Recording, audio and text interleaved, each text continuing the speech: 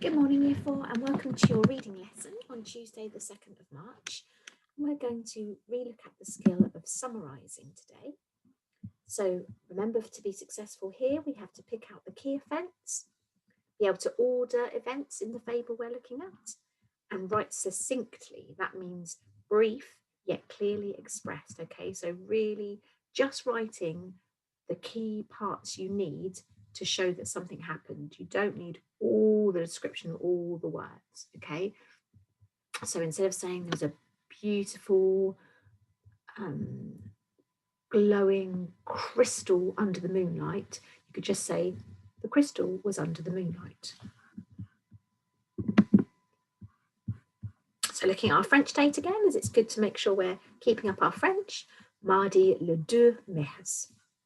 We are continuing with fables, as I just said, and I wondered if from yesterday you could remember the moral of the story. Did you get something like being thankful for what you have, being careful for what you wish for, or material possessions are not everything? Just reflect on whether you got that moral yesterday.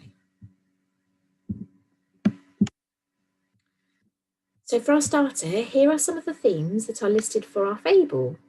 First, correct the spelling mistakes. There are 7, and then decide if you agree with the themes. So the themes are simplicity and safety as preferable to luxury and danger.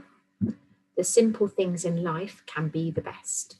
So pause the video and find the 7 spelling errors. Okay, let's see if you found the errors. So simplicity is spelt wrong, so it should be with a Y. Preferable should be preferable, should be spelt with an E there, that's 2. Danger was spelt wrong, so danger is with a G-E-R.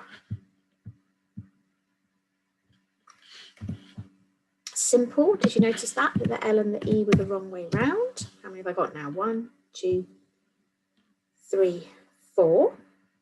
All things is wrong. Instead of things, it should be things, T-H. Now, although this word is spelt wrong, if you realise when I read it, I said life and not live. So it should be that way. And be the best without the double E. Okay? That's the weird thing, isn't it? With the English spelling, we don't say be, we still say be. So those are the words we just have to remember. Okay, well done if you got all of those. And did you decide that you agreed with those themes of the tale? So what was the first thing that happened in the story? Can you remember? Pause the video, have a think, write it down. What was the first thing that happened in the fable? Well, Country Mouse wondered something. Do you remember what Country Mouse wondered? Shall we go all the way back at yesterday's story? What did she wonder at the beginning? There you go. She's in peaceful green fields and she wondered what life was like there. Where is she talking about there? She's talking about in the town. So we could say she wondered what life would be like in the town. That is the way I'm going to summarise it. The Country Mouse wondered what life would be like in the town. Stop. Don't need all of these now. Okay, stop there. So that is the way I've summarised the whole of the first part of the story. Okay. Now I'd like you to summarise the opening, the middle, and the end. So just using 3 sentences, a sentence for the opening, a sentence for the middle, and a sentence for the end.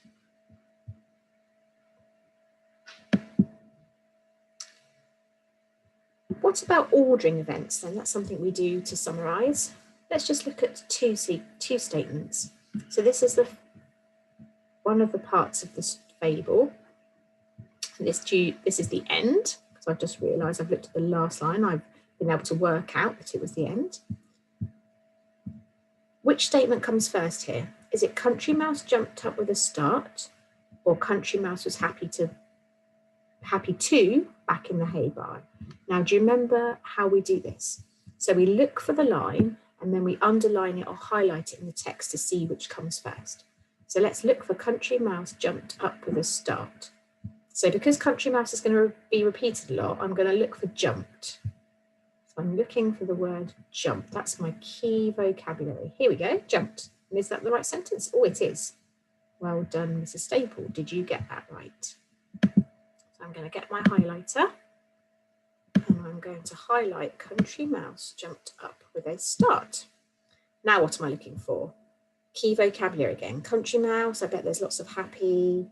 And what's the key vocabulary to help me find it? Oh, hay barn. So let's look for hay barn and see which one comes first. I'm looking for hay.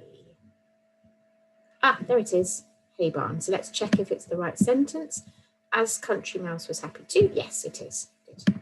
So now I've underlined those, I can clearly see which one comes first. So Country Mouse jumped up with a start should be number 1. As it happened, these were in order, but you won't always see them in order. Just going to change my pen. So that will be number 1, and this one will be number 2. Okay, so on your team's assignment, there'll be an ordering question, but you'll have 4 or 5 statements rather than 2 to order. So, but it's the same technique. You just go through and you find all the statements, and then you work out how they're in order. Also in your team's assignment, you will have to summarise the differences between Town Mouse and Country Mouse. So read back through the story and have a think. What is Town Mouse like? So take out some key points about him that really tell us, the reader, that this is what Town Mouse is like. So just brief little points, and do the same for Country Mouse. How can you describe her briefly? How is she different to Town Mouse? Remember, we're summarising, so you're not writing out everything, you're just picking out the key points that describe them. And another final question you'll find on your teams is, imagine you had mini chapters within the fable. So imagine we split the fable up into different sections. And what headings would you give to each part?